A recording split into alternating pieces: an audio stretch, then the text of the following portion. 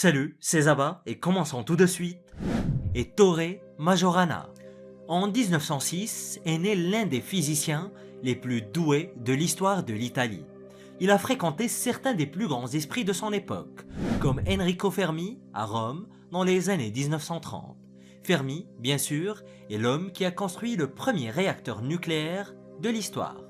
Et en 1938, Majorana a disparu dans des circonstances très mystérieuses. Les premières recherches de Majorana ont conduit au développement de la spectroscopie par radiofréquence. Il publiait également des articles scientifiques sur la théorie relativiste des particules et le spectre de masse des particules élémentaires. Il se consacrait alors à des travaux scientifiques très poussés. Il a été le premier à identifier le neutron. On a conseillé à Majorana d'écrire un article sur le neutron, mais il a choisi de ne pas le faire. Plus tard, durant la même année, le scientifique James Chadwick a écrit un article sur le neutron et a reçu le prix Nobel. Majorana, bien que sans doute plus brillant que beaucoup d'autres scientifiques, n'a jamais cherché à être reconnu pour son travail. En fait, il a souvent dit que la physique était banale. Et le dernier article académique qu'il a publié date de 1937 et traitait de la théorie symétrique des électrons et des positrons. Au cours de ses dernières années de recherche, il a découvert des antiparticules qu'il considérait comme la masse manquante dans l'univers. Les travaux théoriques de Majorana portaient sur les secrets encore inconnus de la matière noire. Et ce qui s'est passé ensuite est très étrange. Majorana a retiré tout l'argent qu'il possédait de sa banque et s'est rendu de Naples à Palerme. Le 25 mars 1938, Majorana a acheté un billet de retour à Palerme avec l'intention manifeste de retourner à Naples. Mais il n'est jamais monté à bord de ce navire. On ne l'a jamais revu et on ne sait toujours pas ce qu'il est devenu. La seule chose que l'on sait, c'est que Majorana a disparu volontairement. Le jour de sa disparition, il a envoyé une note à son ami Antonio Carelli de l'Institut de physique de Naples. La note indique que Majorana a pris une décision très difficile mais inévitable. Il admettait avoir été égoïste et demandait pardon pour ce qui allait suivre. Cette affaire est restée non résolue pendant des décennies et elle a été réouverte pour la dernière fois en 2011.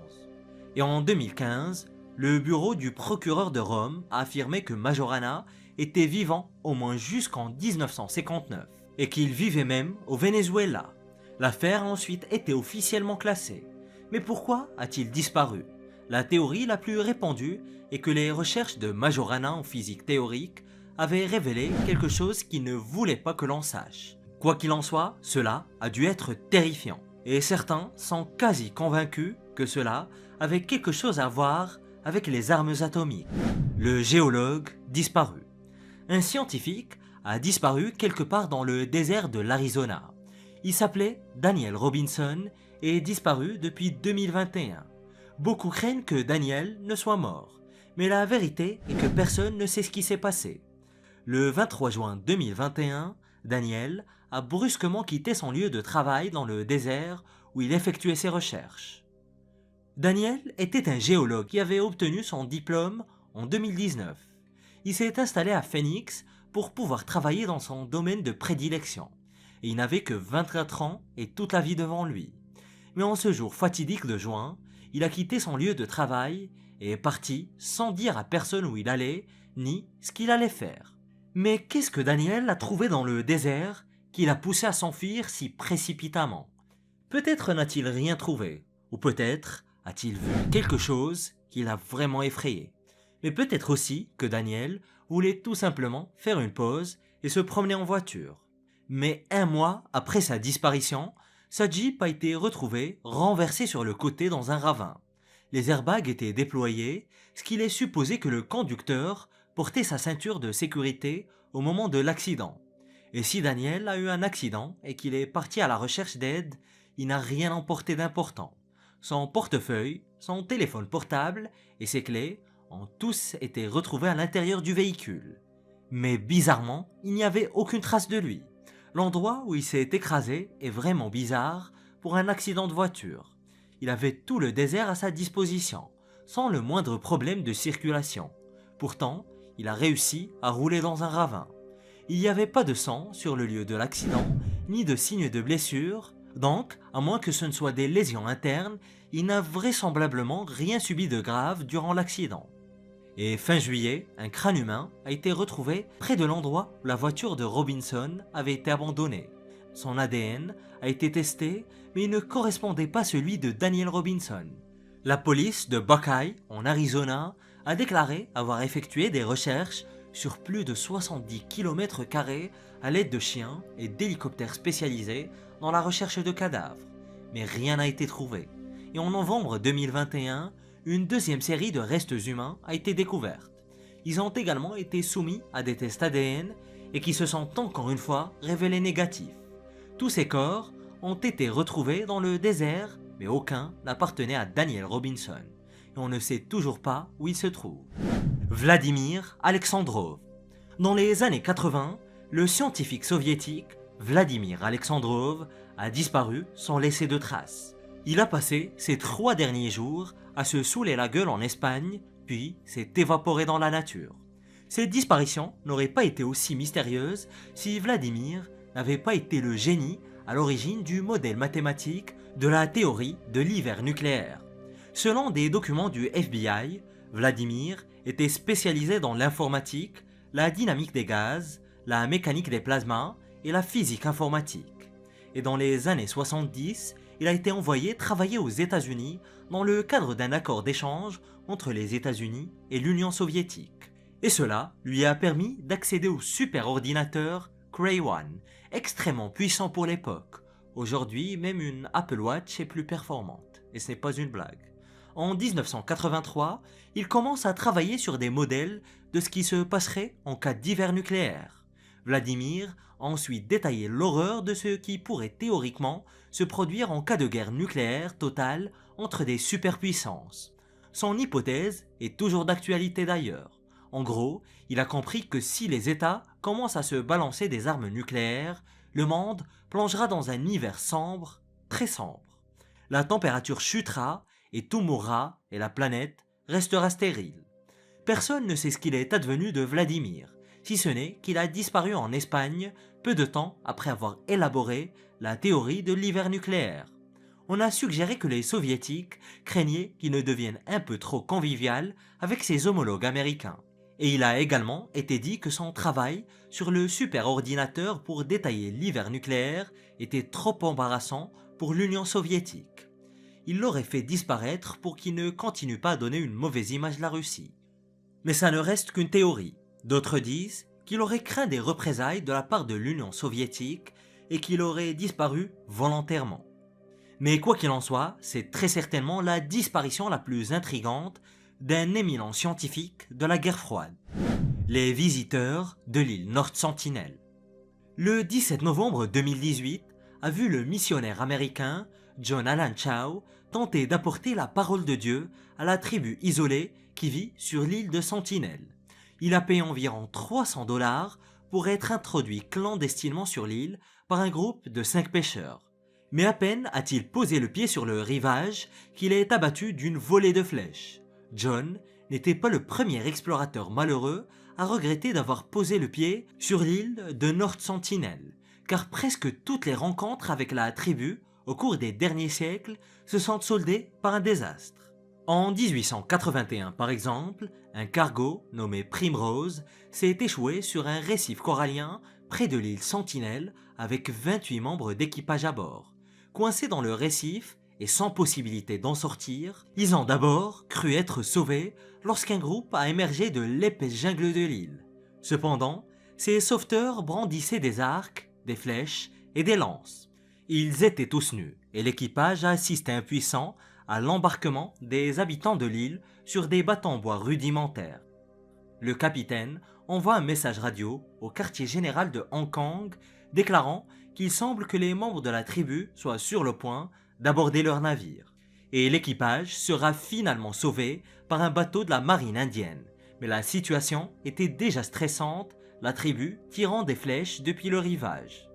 Et 10 ans plus tôt, en 1974, une équipe du National Geographic avait tenté de tourner un documentaire sur l'île. L'un d'entre eux a été blessé par une flèche, ce qui a entraîné leur départ précipité.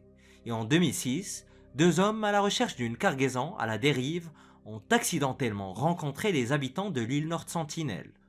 Malheureusement pour eux, les habitants de l'île les ont tués, découpés en morceaux et exposé leurs corps sur des poteaux de bambou comme des épouvantails. Mais pourquoi les habitants de cette île sont-ils si hostiles aux étrangers? La réponse est assez simple. En 1857, l'île de North Sentinel et les îles environnantes de l'archipel d'Andaman sont devenues une colonie britannique permanente. Cette année-là, les Andaman comptaient environ 5000 membres de tribus, mais en 1931, il n'en restait plus que 460. Les explorateurs britanniques et les marchands d'esclaves avaient pratiquement éradiqué la population locale, ce qui a conduit à l'hostilité actuelle des Sentinelais à l'égard des étrangers. La tribu vit sur l'île depuis environ 30 000 ans et la politique actuelle du gouvernement indien est en gros foutez-leur la paix. Percy Fawcett. Percy Fawcett était le véritable Indiana Jones, l'explorateur légendaire qui a disparu dans la jungle amazonienne en 1925. À ce jour, personne ne sait ce qu'il est advenu de lui. Peut-être a-t-il été tué par une tribu cannibale, ou peut-être a-t-il été dévoré par un anaconda géant. La disparition de Percy Fawcett est l'histoire la plus épique d'une exploration qui a mal tourné de mémoire d'homme. Tout a commencé en 1906, lorsque Percy s'est aventuré dans les territoires inexplorés du Brésil et de la Bolivie. Il échappe de peu à la mort aux mains de vipères venimeuses, tout en se heurtant à des tribus autochtones hostiles qui n'avaient jamais vu de blanc auparavant. Ses exploits sont tellement inédits qu'il reçoit même une médaille de la Royal Geographical Society. Et en 1912, le légendaire Sir Arthur Conan Doyle a écrit Le Monde perdu, basé en partie sur les exploits de Percy Fawcett. Et en 1925, Percy lance sa dernière expédition dans la jungle amazonienne à la recherche d'une cité perdue qu'il appelle Z. Percy était entré en possession d'une mystérieuse note écrite par des chasseurs de trésors portugais en 1753. Cette note affirmait que quelque part dans la jungle se trouvait une gigantesque métropole remplie à ras-bord de reliques d'or. Percy est déterminé à trouver la cité perdue qu'il appelle Z et lance 2 expéditions dans les années 20, chaque fois chassé de la jungle par la fièvre et des situations de mort imminente. L'expédition de 1925 sera la dernière hélas. Percy s'est rendu dans la jungle avec son meilleur ami, Riley Rimmel et son fils Jack. Aucun d'entre eux n'a jamais été revu. Et ce, malgré d'innombrables voyages à la recherche de leurs restes. Et pas plus tard qu'en 1996, l'aventurier James Lynch a été capturé par une tribu amazonienne alors qu'il tentait de retrouver les restes de Percy. Et aussi triste soit-elle, cette fin romanesque a encore plus cimenté la légende de Percy Fawcett comme l'un des plus grands aventuriers de l'histoire. Peng Jiamu. Peng Jiamu était un scientifique chinois qui a étudié la biologie à l'Université centrale de Chine. Et alors qu'il est encore très jeune, il est devenu l'un des scientifiques les plus respectés du pays. Il était obsédé par les secrets du monde naturel et de l'histoire ancienne. Son obsession l'a conduit aux confins sauvages de la Chine, où il a disparu sans laisser de traces. En 1956, Peng Jiamu a dirigé une expédition de scientifiques dans la province reculée du Xinjiang, au nord de la Chine. Ils ont été parmi les premiers chercheurs à étudier ce désert inhospitalier. Le travail s'est poursuivi pendant des années et les découvertes de Peng lui ont valu le poste de vice-président de l'Académie chinoise des sciences. Et l'année suivant sa promotion, le désastre frappe. Peng est alors en train d'étudier le désert de l'Op, un endroit si ancien que personne n'en connaît véritablement l'histoire. Il s'agissait autrefois d'une étape sur la légendaire Route de la Soie. Un immense lac salé, appelé l'Op Noor, recouvrait la région, et il était parsemé d'oasis et de villages de pêcheurs. Et dans le passé, le Lop Noor était connu sous le nom de lac errant, car les habitants croyaient qu'il changeait constamment de position. Le lac s'éloignait de plus en plus jusqu'à ce que les communautés qui dépendaient de son eau soient laissées à l'abandon. C'était il y a quelques siècles, et depuis lors, les habitants sont partis et leur histoire a été perdue. Aujourd'hui, le désert de l'Op est un très mystérieux paysage aride, largement épargné par l'archéologie est parsemé de tombes et de cimetières préservés datant de l'âge du bronze. Des momies sont enterrées dans le sable et quelque part se trouve probablement le corps de Peng Jiamu, qui se transforme lentement en momie naturelle. Et lors de sa dernière expédition, en 1980, son équipe a connu de grandes difficultés. Leur véhicule avait du mal à se frayer un chemin sur le terrain accidenté du désert de l'Op, et ils craignaient de manquer de nourriture et d'eau. Et 5 jours après le début de l'expédition, Peng s'est égaré seul dans le vide de la grande étendue sablonneuse et on ne l'a jamais revu. Dr Ning Li. En 1999, des articles parus dans des publications scientifiques du monde entier ont rendu hommage à une physicienne, le Dr Ning Li. Cette physicienne avait fait des percées spectaculaires dans sa quête révolutionnaire de la compréhension de l'antigravité. Le Dr Li était censé avoir trouvé le moyen de créer une véritable machine antigravité, ce qui n'a été envisagé jusque-là que dans la science-fiction.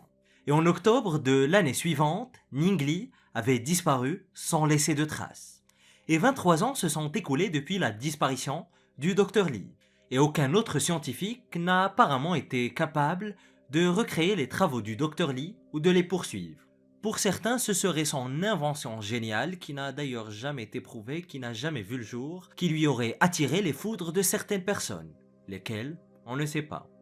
Et selon Jonathan Campbell, l'un des anciens associés du Dr Li, l'appareil était 100% réel. Jonathan est un scientifique du Marshall Space Flight Center de la NASA, quand même.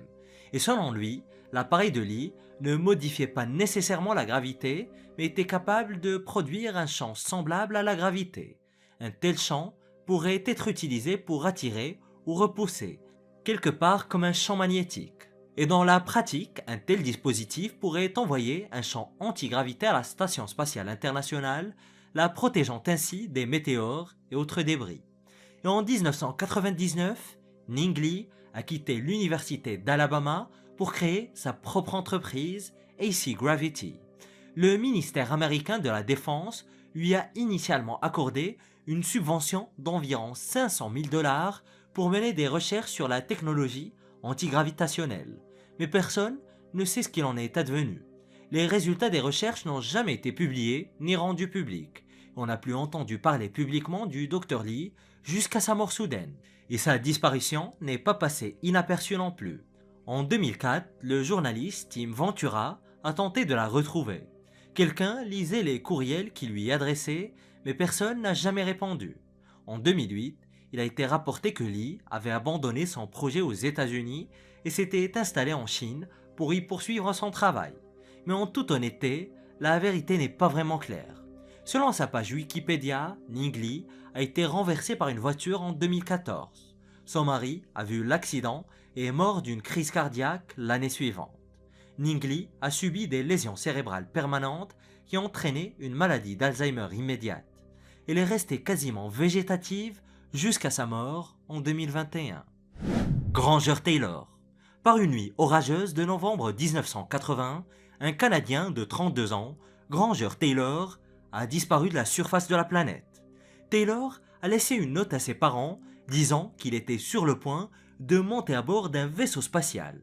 Il avait fait des rêves récurrents dans lesquels des extraterrestres lui disaient qu'il devait les rejoindre pour un voyage interstellaire de 42 mois dans l'immensité de l'espace. En tout cas, selon ce qu'il a raconté dans sa lettre. Et donc voici l'histoire d'un homme qui croyait avoir été choisi par une race d'êtres intergalactiques pour quitter la Terre. Mais Taylor était-il vraiment fou, ou n'était-ce qu'une ruse de sa part, ou était-il un génie de la mécanique incompris qui s'est évanoui dans ses propres illusions? Personne n'a jamais pu répondre à cette question. Sa famille et ses amis l'ont décrit comme un véritable génie. Il était capable de travailler sur n'importe quelle machine, même de reconstruire un avion de la Seconde Guerre mondiale. Il avait même restauré la locomotive d'un vieux train qu'il avait trouvé abandonné dans la forêt où il vivait sur l'île de Vancouver. Il était également obsédé par les extraterrestres et s'est construit une réplique de vaisseau spatial à partir de pièces qu'il avait trouvées dans la décharge locale. Et 6 ans après sa disparition, des ouvriers forestiers ont enfin découvert son véhicule abandonné dans les bois, et une explosion très évidente l'avait détruit. quelques fragments d'os humains ont été retrouvés, ainsi que des vêtements, mais aucun corps complet n'a jamais été découvert. La police a déterminé que Taylor était probablement mort dans l'explosion causée par les bâtons de dynamite. Mais en l'absence de corps, il est impossible de se prononcer. Tout ce que l'on sait, c'est qu'il a probablement connu une fin pas très joyeuse. Vampire contre le communisme.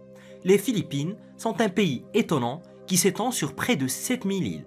Cette ancienne colonie espagnole compte plus de 175 langues locales et une myriade de traditions culturelles très uniques. Et l'une des caractéristiques culturelles les plus inhabituelles des Philippines est la croyance en une créature ressemblant à un vampire, connue sous le nom d'Aswang. Et selon la tradition locale, l'Aswang se nourrit non seulement de sang, mais aussi des organes et des fluides des êtres humains. Il dévore les enfants à naître des femmes enceintes et se transforme en cochon géant ou en vautour de la taille d'un homme. Mais quelle que soit la forme bizarre qu'il prend, son but est de dévorer des morceaux de ses victimes et de boire leur sang. Une sorte de vampire, mais infiniment pire. Tiens, ça rime. Et dans les années 1950, la CIA était un organisme complètement tordu. Certaines des tactiques qu'elle utilisait pendant la guerre froide semblaient appartenir à un film de mauvaise qualité. Et aux Philippines, la CIA se servait des superstitions des habitants pour effrayer les rebelles communistes. Elle mettait en place de fausses scènes donnant l'impression qu'un vampire venait de se repaître de ses victimes. Les membres de la CIA ponctionnaient les coups des morts et faisaient croire qu'ils avaient des trous de dents de vampires dans leur chair. Ils les pendaient ensuite à un arbre, les vidaient de leur sang et les laissaient là pour que les rebelles les découvrent. Et lorsque les rebelles communistes découvraient les victimes vidées de leur sang, ils pensaient qu'il s'agissait des Aswang et perdaient leur volonté de combattre. Il s'agissait d'une tactique psychologique troublante qui aurait pu être encore plus effrayante que le vampire lui-même. La croyance en l'Aswang remonte à une époque inconnue. Jordan Clark, expert en mythologie philippine, explique que l'Aswang est à chaque fois un tout petit peu différent selon la région des Philippines où l'on se trouve. La seule chose qui semble être la même est que l'Aswang est considéré comme un porteur de mal. L'Aswang était donc une chose à craindre bien avant l'arrivée des Espagnols. Et en 1589, le frère espagnol Juan Plasencia a documenté des démons et des diables dans le folklore philippin. Le frère a parlé d'un monstre appelé Oswang que les habitants croyaient être un sorcier. Les habitants racontaient que l'Oswang ou l'Aswang assassinait les hommes et consommait leur chair. L'homme à l'origine de la reconstitution macabre des années 1950 était Edward Geary Lansdale. Et pendant la Seconde Guerre mondiale, il avait été recruté par The Office of Strategic Services ou OSS. En gros, c'est le précurseur de la CIA. Et grâce à ses connaissances dans le domaine de la publicité, il a travaillé à développer des opérations de guerre psychologique. Et dès le début de la guerre, Lansdale est arrivé aux Philippines pour aider à combattre la menace communiste selon les États-Unis. Lansdale et son équipe ont étudié les superstitions des populations locales vivant dans des zones communistes. Ils ont ensuite choisi les superstitions les plus effrayantes et les plus crédibles pour s'en servir dans leur tactique. Un agent double se rendait dans les camps et faisait courir le bruit que des vampires avaient été aperçus. Peu après, les rebelles trouvaient une victime supposée du vampire pendue à un arbre. Terre brûlée. Douglas MacArthur était général de l'armée américaine pendant la Seconde Guerre mondiale. Il a combattu pendant la Première Guerre mondiale et a continué à servir pendant la Seconde. Sa carrière militaire a duré près de 6 décennies et après la victoire contre le Japon en 1945, il était tout bonnement l'une des principales figures militaires des États-Unis. Mais il n'a pas fini de se battre. La victoire contre le Japon était acquise, mais il restait encore du travail à faire. Douglas se retrouve bientôt engagé dans la guerre de Corée, qui a débuté en 1951.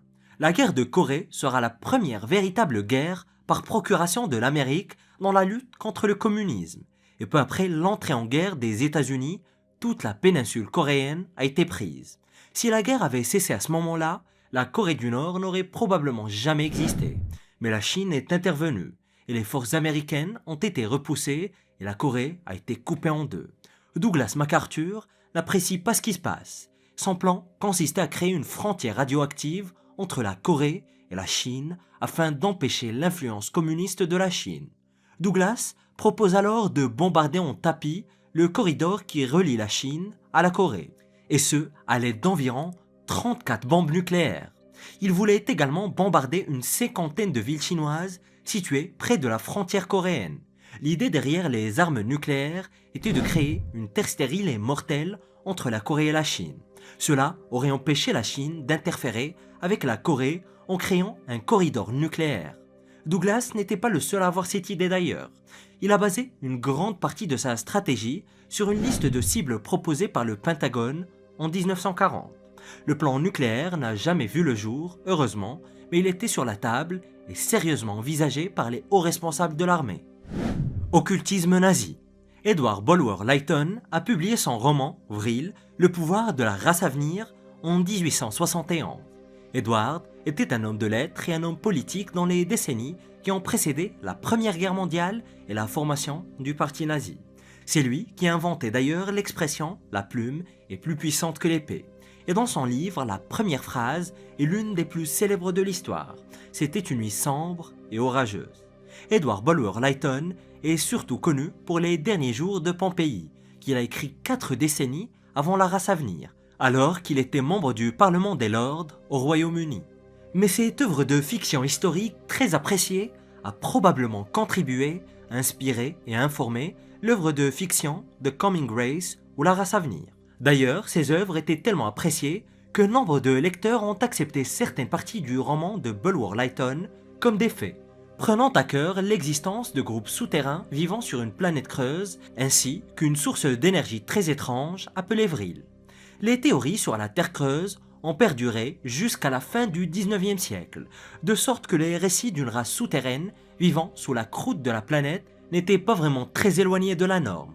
Le noyau de la Terre ne sera pas entièrement compris pendant des décennies, jusqu'à ce que les observations minutieuses de la sismologue danoise Inge Lehmann, à la suite d'un tremblement de terre survenu en 1929 au large de la Nouvelle-Zélande, apportent la preuve que des matériaux remplissaient le noyau de la planète et mettant fin à la possibilité scientifique d'une planète creuse. Et on parle très souvent de l'engouement des nazis pour les sciences occultes dans les années 30 et 40. Et un groupe de nazis aurait-il pris The Coming Race trop au sérieux et créé la Vril Society dans l'espoir de contrôler l'énergie du Vril?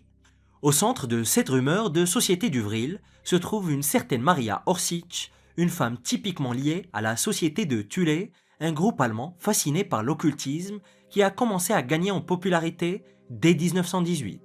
Orsic prétendait pouvoir parler avec une race aryenne d'extraterrestres alimentée par le Vril et grâce à cette connexion souhaitait unir les sociétés Thule et Vril pour trouver la source d'énergie Vril sur Terre et créer des vaisseaux spatiaux en forme de disque et qui atteindrait la planète d'origine des extraterrestres, la planète Aldébaran.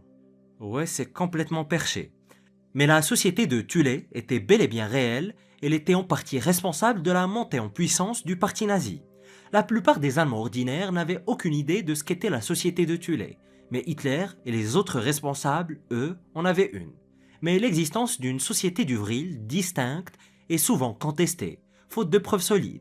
Et la première référence de la société du Vril provient de Pseudo-Science in Naziland, que l'on pourrait traduire par pseudoscience au pays des nazis, un article publié en 1947 par le scientifique allemand William Ley dans le magazine Astounding Science Fiction.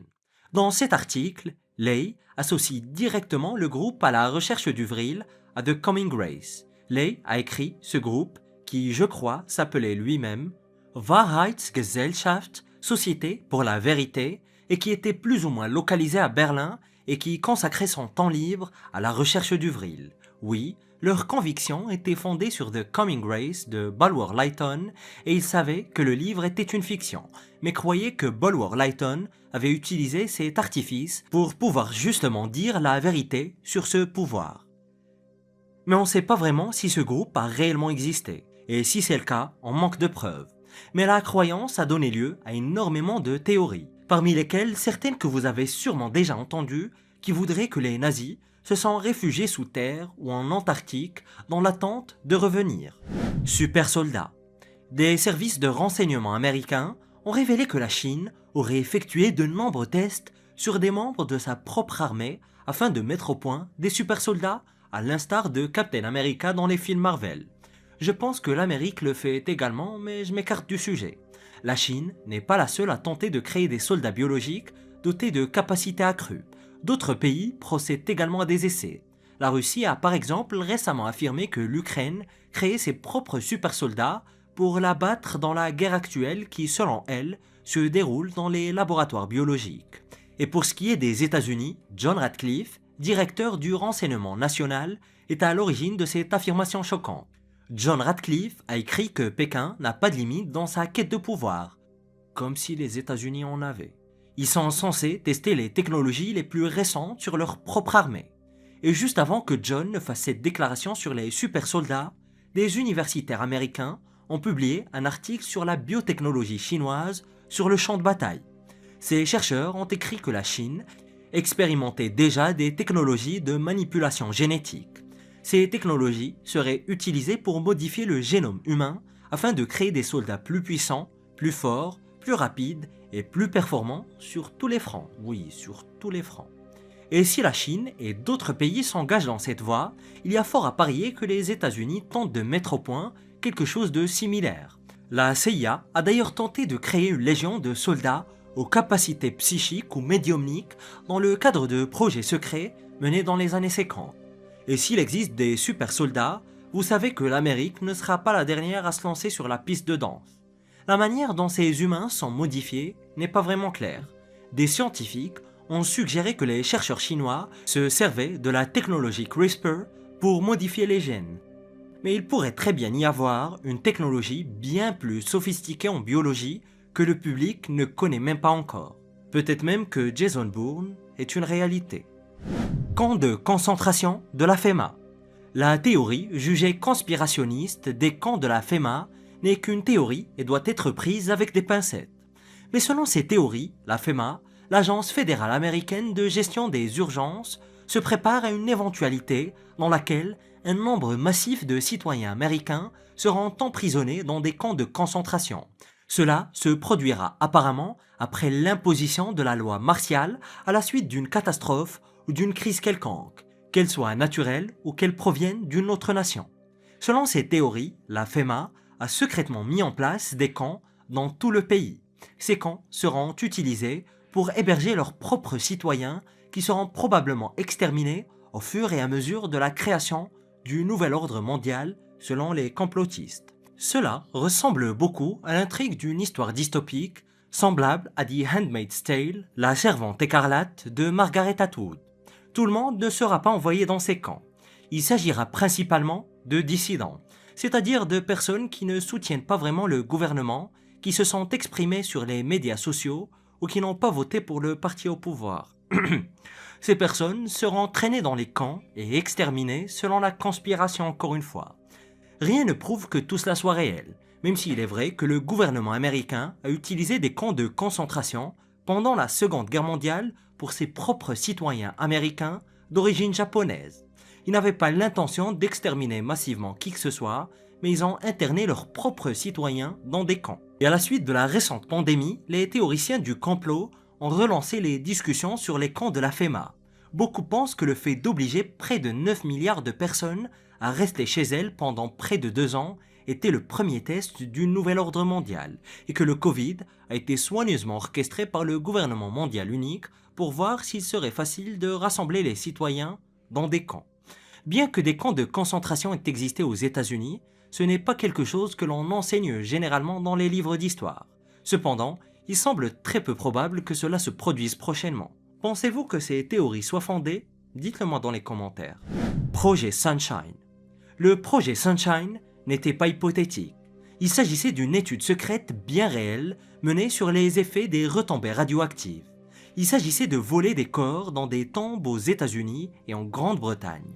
C'était la manie du vol des cadavres dans les années 50 et le monde commence à peine à en prendre connaissance.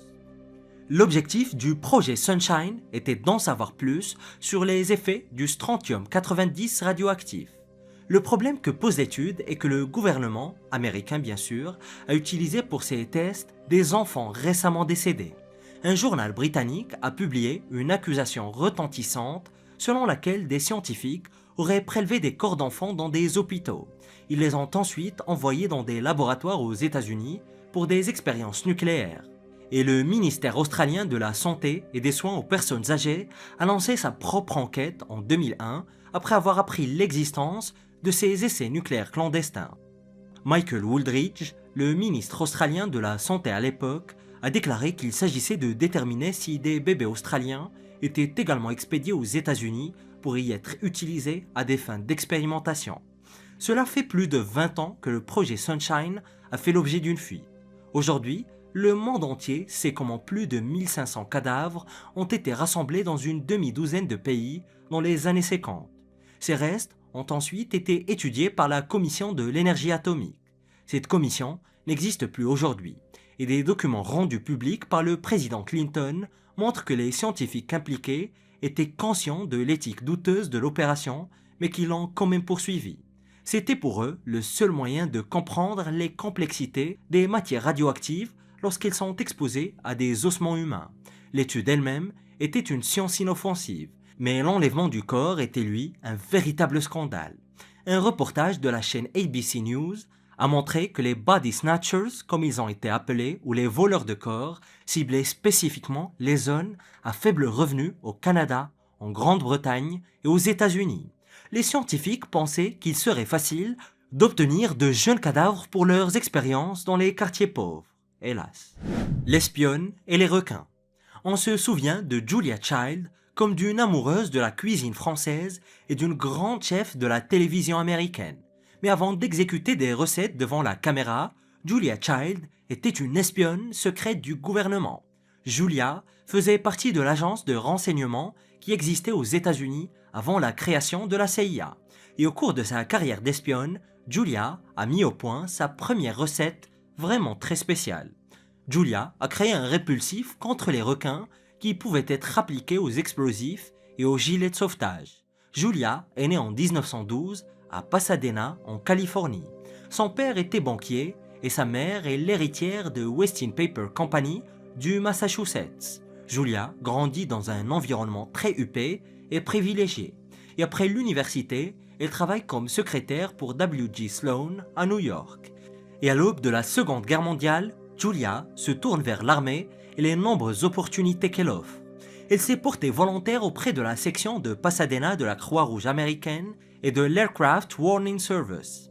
Et à force de travail et de détermination, Julia décroche un poste d'assistante de recherche pour les services secrets.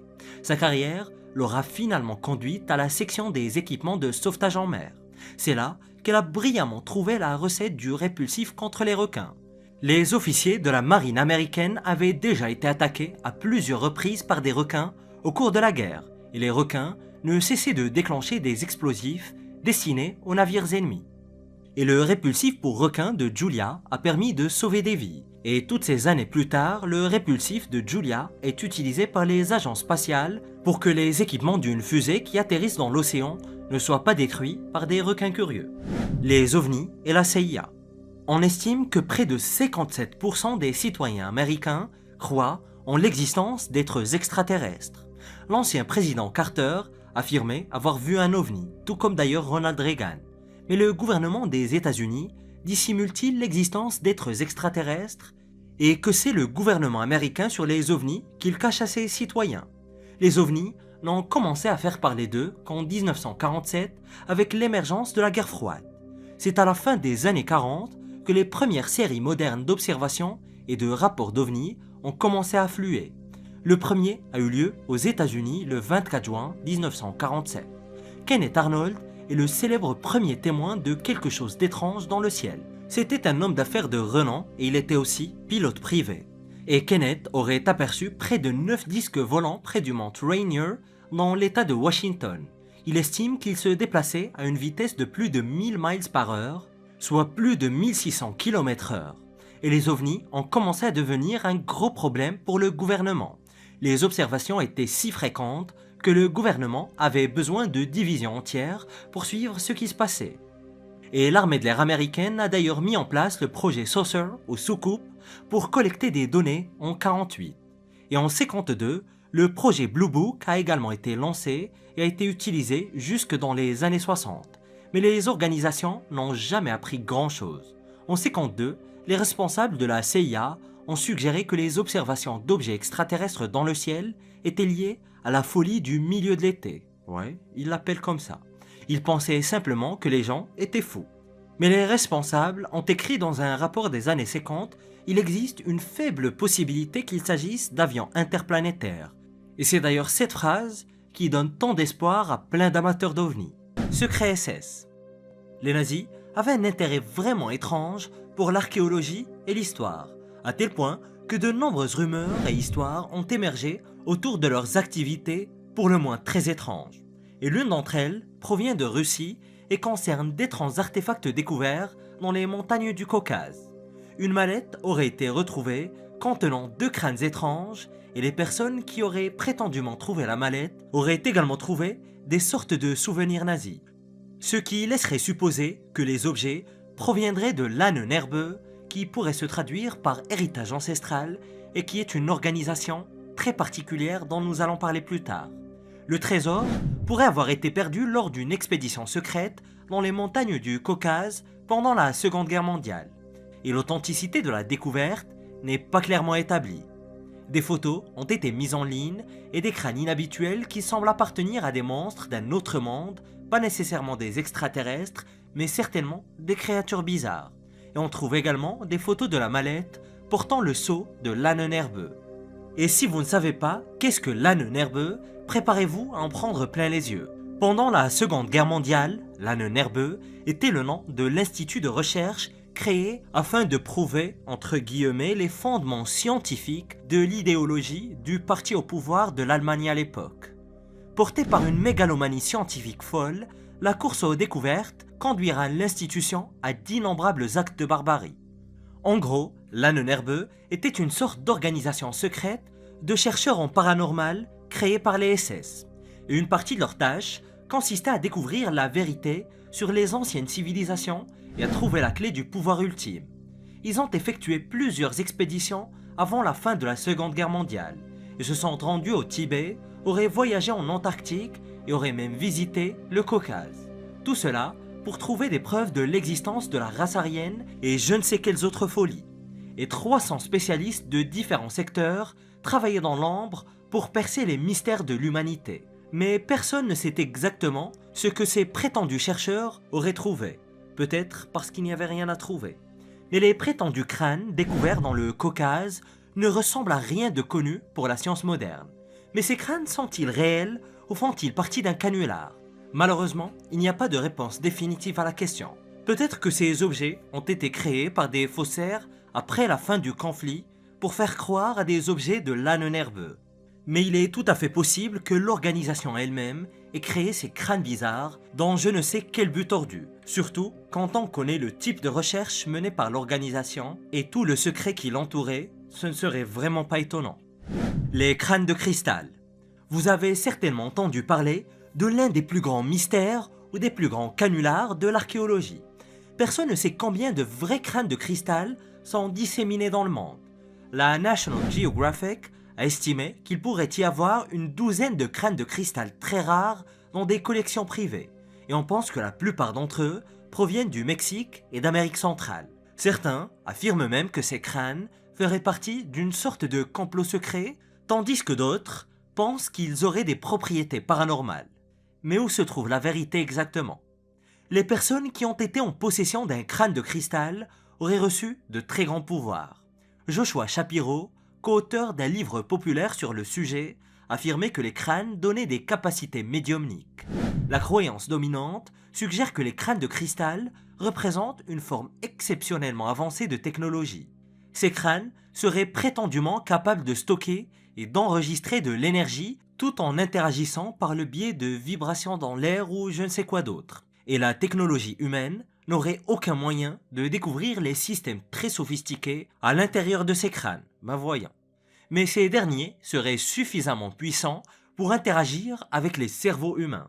Cependant, les archéologues affirment qu'il ne s'agit là que d'un fantasme. Et dans une étude récente qui fait date, des scientifiques du British Museum ont collaboré avec la Smithsonian Institution pour analyser de véritables crânes de cristal. Ils ont utilisé des analyses microscopiques électroniques pour dater les crânes de cristal et qui se sont tous avérés avoir été créés dans les années 1800.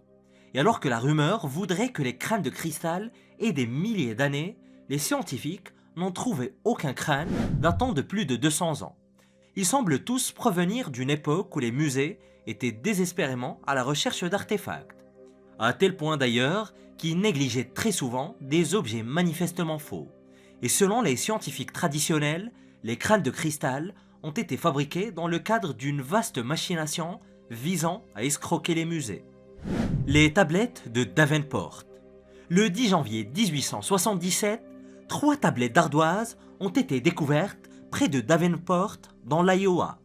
Elles ont été présentées comme la preuve qu'une mystérieuse race de colons était arrivée en Amérique du Nord il y a des milliers d'années. Les 2 premières tablettes ont été trouvées dans un ancien monticule par un révérend local nommé Jacob Gass. Et l'année suivante, lors d'une fouille, Gass et un certain Charles Harrison, alors président de l'Académie des sciences naturelles de Davenport, ont découvert une 3e tablette. Et dans le tumulus, ils auraient également trouvé des squelettes humains, des coquillages et des haches en cuivre. L'Académie des sciences de Davenport pensait que le monticule avait été laissé par un groupe d'Européens et ont débarqué en Amérique il y a des milliers d'années de cela, peut-être même à l'époque romaine. Les tablettes étaient déroutantes car elles étaient couvertes de lettres étranges que personne n'a pu déchiffrer. Cependant, les scientifiques en dehors de l'Académie de Davenport ne pensaient pas qu'elles étaient réelles. Et au fur et à mesure que les scientifiques d'autres régions d'Amérique s'impliquaient dans l'affaire, il est devenu presque évident qu'il y avait une grande conspiration en train de se dérouler. Les tablettes étaient fausses et avaient été placées à dessein à l'intérieur d'un ancien monticule amérindien. Plus d'1 siècle s'est écoulé et ce qui s'est passé n'est pas encore tout à fait clair. L'hypothèse la plus répandue est que Gass et les scientifiques de Davenport ont falsifié les artefacts pour discréditer justement les Amérindiens. Cette conspiration aurait été initiée pour donner du crédit à une mystérieuse race d'Européens plutôt qu'aux véritables Amérindiens responsables des monuments anciens. Tout cela pour renforcer un complexe de supériorité coloniale qui était très répandu à l'époque. La tombe extraterrestre. La découverte que je m'apprête à vous raconter ressemble à un film de science-fiction. Et pourtant, tout est vrai. Le gouvernement péruvien est accusé par des personnes qualifiées de conspirationnistes de dissimuler une ancienne tombe extraterrestre où 6 cadavres très étranges auraient été découverts dans un cimetière secret près des célèbres lignes de Nazca. Oui, je sais c'est farfelu, mais la suite l'est encore plus. La découverte a été annoncée en 2018 par un groupe de divers chercheurs dont des scientifiques russes. Ils ont mis au jour 6 momies datant du 6e siècle de l'ère commune à l'intérieur d'une tombe perdue. 4 momies masculines, celle d'un enfant et celle d'une femme. Chaque momie avait 2 bras, 2 jambes et d'autres caractéristiques humaines classiques. Mais selon les premiers rapports, elles semblaient trop étranges pour être humaines avec seulement 3 doigts à chaque main. Tout ceci ressemble à un ramassis de bêtises, mais c'est bien vrai. Et l'une des momies a été ramenée dans un laboratoire où des scientifiques russes ont étudié sa biologie. Le professeur Konstantin Korotkov de l'Université nationale de recherche russe affirmait que les momies n'étaient pas d'origine humaine. Les tests d'ADN auraient démontré que les momies possédaient 23 paires de chromosomes comme les humains, mais que leur structure anatomique était très différente. Selon les rapports des médecins russes, la structure osseuse n'est pas tout à fait la même. Les momies ont tous les attributs normaux des êtres humains, sauf qu'ils seraient légèrement différents. Et les scientifiques ont même déclaré que les résultats de leur étude correspondaient exactement à ce qu'ils attendaient d'une race humaine différente. Mais en toute logique, le Congrès mondial sur l'étude des momies affirme que ce n'est pas le cas. Ils ont tous qualifié les résultats de frauduleux. Ils sont même allés jusqu'à qualifier l'ensemble de la découverte de campagne irresponsable de désinformation organisée. Ils affirment que les momies sont des faux, fabriqués à partir de vrais restes momifiés pour les rendre authentiques. Les scientifiques péruviens affirment que les chercheurs russes font partie d'une vaste machination criminelle qui aurait profané de vrais corps humains afin de créer de faux extraterrestres crédibles. Et si vous ne savez plus trop qui croire, laissez-moi vous fournir un peu plus de contexte. Parmi les partisans de la découverte figure l'écrivain spécialisé dans le paranormal, Jamie Maussan, et souvenez-vous de ce nom car nous allons en parler plus tard dans la vidéo, et l'amateur britannique d'OVNI, Steve Mera, tous deux qualifiés de complotistes ou de conspirationnistes. Et le professeur russe lui-même, Konstantin Korotkov, n'en est pas son coup d'essai. Il a suscité la controverse auparavant avec une invention d'un appareil photo prétendant photographier l'âme humaine en 2008. Autant vous dire que ces recherches sont tout aussi crédibles que des promesses de campagne électorale. Les guerriers étrusques. Dans les années 1910, 3 sculptures anciennes ont été exposées au Metropolitan Museum of Art de New York. On pensait que ces statues dataient du 5e siècle avant notre ère, et en réalité, il s'agissait de faux. En fait, il s'agissait de faux, mais le musée ne s'en est rendu compte que 28 ans plus tard. Le responsable de cet incroyable gâchis est un certain John Marshall, le conservateur qui a lui-même acquis les objets. John a écrit un jour qu'aucun autre artefact n'égalait l'importance des statues. Quel visionnaire! Il a ajouté que les objets en question remettaient en question l'histoire connue de l'Italie ancienne. Mais par chance ou par malchance, John a échappé à l'embarras en mourant avant que les artefacts ne soient révélés comme des faux. Mais comment de telles erreurs archéologiques peuvent-elles se produire? Les statues provenaient d'un marchand d'artefacts nommé Petro Stettiner et ont été acquises entre 1915 et 1921. Il prétendait qu'elles étaient des exemples uniques de l'art étrusque, et les Étrusques étaient le peuple qui dominait une grande partie de l'Italie avant l'avènement de Rome, il y a 2500 ans. Ces statues présentaient des influences grecques évidentes, et elles semblent témoigner d'une coopération entre les Étrusques et les Grecs, ce qui suggère que les deux cultures étaient plus proches qu'on le pensait. Ces statues étaient également impressionnantes par leur taille. Elles étaient énormes, mesurant près de haut, et elles étaient conservées dans un état presque parfait. Et aucune autre statue n'a jamais été retrouvée dans un tel état pour rivaliser avec la forme immaculée des guerriers étrusques. D'ailleurs, dès le premier jour où elles ont été placées dans le musée, beaucoup ont soupçonné que ces statues étaient trop belles pour être vraies. Et la suite des événements n'a pas été très reluisante pour les conservateurs du musée. Et pendant près de 28 ans, les conservateurs ont persisté à balayer tous les doutes des visiteurs et même des autres experts. Et ils étaient même assez prétentieux dans leur démarche. Et en 1921, la prétendue historienne de l'art, Gisela Richter, est même allée un tout petit peu trop loin. Elle a publié ses opinions sur les guerriers étrusques, affirmant que c'étaient des représentations de Dieu. Selon elle, ils provenaient probablement d'un grand autel utilisé pour des rites mystérieux. Et les experts du musée ont négligé les défauts de ce que l'on sait aujourd'hui être manifestement des faux. Il s'agit d'une véritable leçon sur l'obstination dont peuvent faire preuve même des archéologues respectables. Le seul doute qui subsiste est de savoir si le musée savait véritablement depuis le début que les objets étaient douteux ou bien qu'ils ne l'ont réalisé que plus tard. Mais il leur a fallu tout de même près de 30 ans pour admettre qu'il y avait des faux au sein de la collection. Les faux extraterrestres. Cette histoire ressemble énormément à celle des momies péruviennes, sauf qu'elle s'est déroulée très récemment et son ampleur a été bien plus grande. 2 corps supposés d'extraterrestres ont été présentés au Congrès mexicain en septembre 2023. Le responsable de cette incroyable présentation était Jamie Maussan, justement le nom que je vous avais demandé de retenir de l'histoire des extraterrestres péruviens. Jamie, ou Jaime plutôt, a déclaré sous serment que les 2 corps très étranges qu'il a présentés au Congrès étaient des êtres non humains.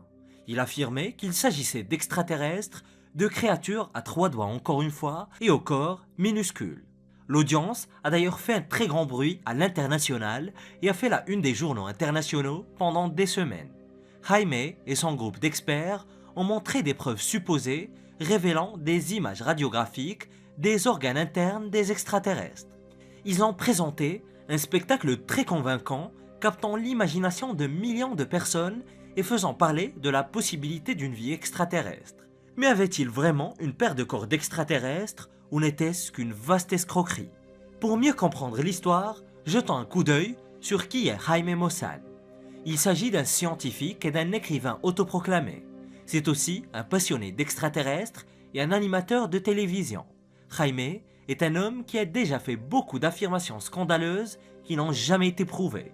Il est connu pour ses activités pseudo-scientifiques.